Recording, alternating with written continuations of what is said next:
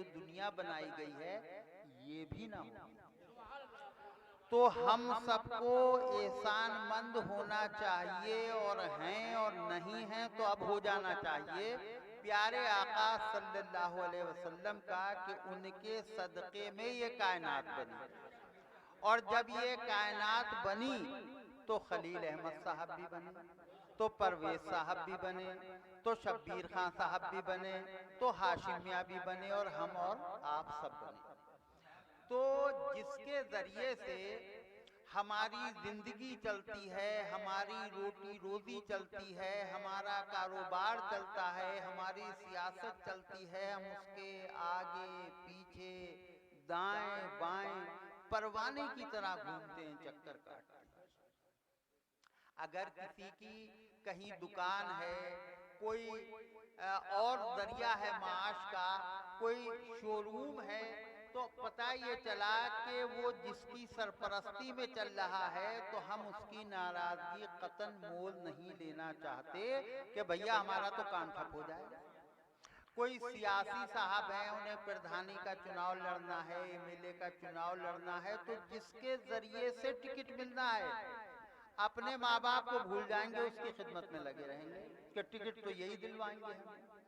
تو میرے کہنے کا مقصد یہ ہے کہ یہ انسان کی فطرت ہے،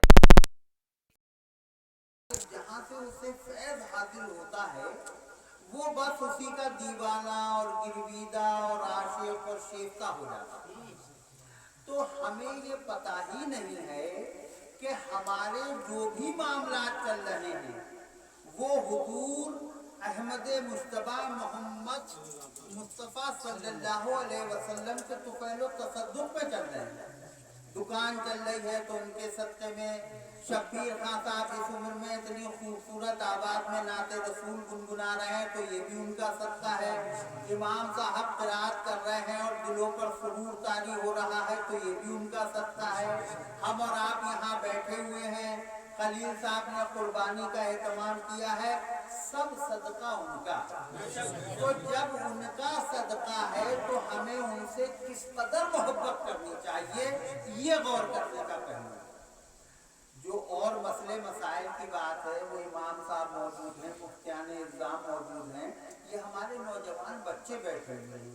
ہمیں یہ بھی تو پتا ہونا چاہیے کہ ہم بیٹھے کس کی محفل میں، ہمیں یہ بھی تو معلوم ہونا چاہیے کہ ان کا مقام و مرتبہ کیا ہے۔ ایک بہت مختصر سی بات، میں ایسی بات کرنا چاہتا ہوں کہ جو آسانی سے سمجھ میں آ جائے۔ آپ میں سے بہت سے لوگ روزانہ اور بعض ہماری طرح کبھی کبھی فجر کی نماز پڑھتے ہیں۔ تو جیسے اگر ہم ظہر کی نماز میں گئے، مسجد میں پہنچے اور امام صاحب جو ہے وہ پتہ چلا نیت باندھ رہے ہیں، وضو ہے ہمارا، وضو کر چکے ہیں، تو ہم یہ کرتے ہیں کہ سنتیں چھوڑ دیتے ہیں شروع کی 4 اور جماعت میں شامل ہو جاتے ہیں کہ جماعت کا ثواب ہمیں مل جائے۔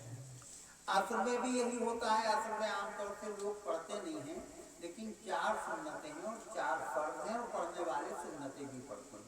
لیکن اگر امام صاحب تکبیر ہو رہی ہے، امام صاحب نے نیت کے لیے ہاتھ اٹھا لیے ہیں، تو ہم سنتیں چھوڑ دیتے ہیں، لیکن ہم جو ہے وہ فوراً فرض میں شامل ہو جاتے ہیں۔ لیکن اگر ہم فجر کی نماز کے لیے مسجد میں پہنچیں، کسی وجہ سے آنکھ دیر سے کھلی ہو یا کوئی اور سبب رہا ہو اور ہم جائیں، ہمارا وضو بھی ہے اور اگر امام صاحب نے نیت بھی باندھ لی ہے، مکبر نے، مؤذن نے تکبیر بھی کہتی ہے، تو ہم امام صاحب کے ساتھ جماعت میں شامل نہیں ہوتے، پہلے 2 سنتیں پڑھتے ہیں، سنت موقدہ وہ پڑھیں گے پھر شامل ہوں گے۔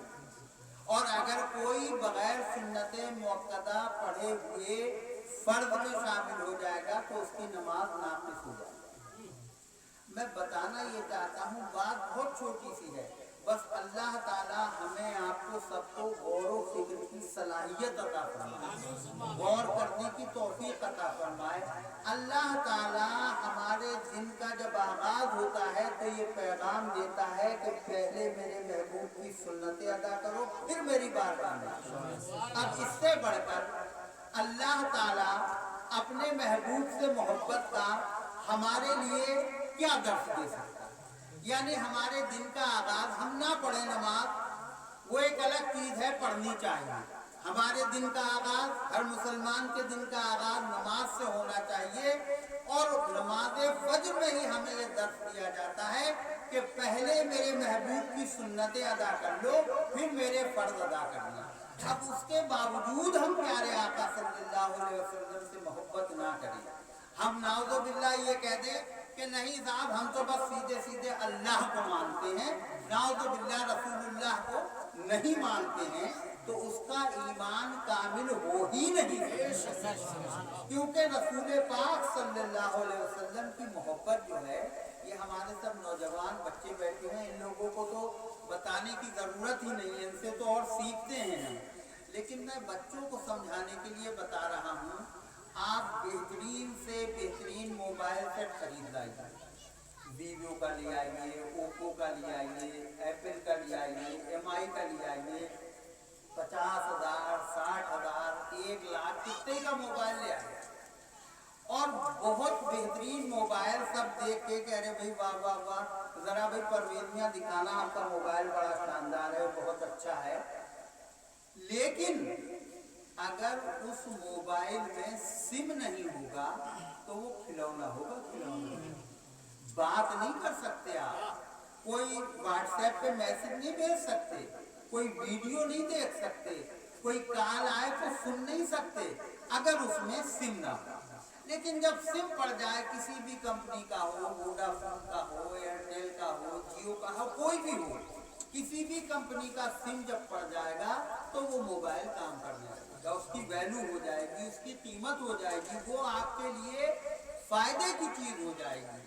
तो मेरे बच्चों, मैं कोई बहुत लंबी चौड़ी बात नहीं करता, मैं आपको ये बताना चाहता हूँ कि ये हमारा दिल जो है ना, ये भी एक मोबाइल की तरह है, हमारा जिस्म जो है ये भी मोबाइल की तरह है।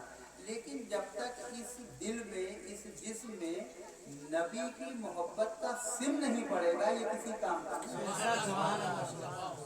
तो इसलिए अल्लाह से मोहब्बत करने के साथ साथ उसके रसूल पाक सल्लल्लाहु अलैहि वसल्लम से मोहब्बत करना बहुत जरूरी है। मैं मुबारकबाद पेश करता